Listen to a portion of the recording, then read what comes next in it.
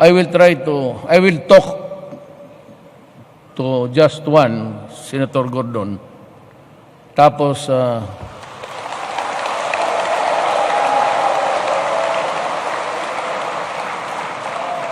sabihin ko sa kanya na, alam mo, ibang countries, as a matter of fact, all countries, walang plate number sa all motor vehicles.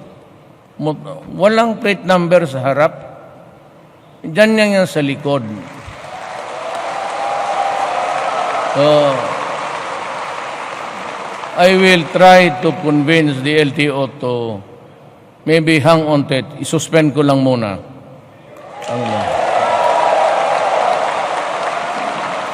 Kasi it is not good. It is dangerous to place another gadget. Lalo na may kanto.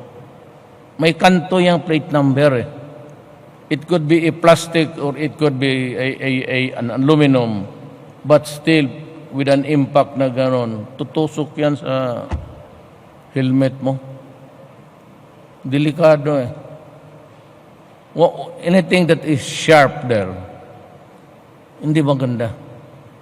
Pag matumba ka, kasi tayo minsan, we do not, yung talagang,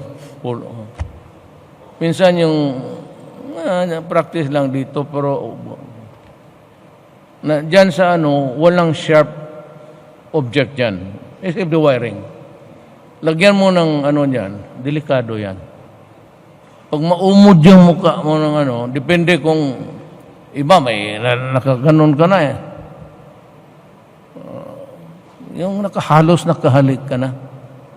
Anything that has sharp edges, medyo tanungin natin ang LTO or we can always, para walang maipit, na lang, kausapin ko si Gordon, para na lang to satisfy because alam mo kasi kung bakit pinirmahan ko.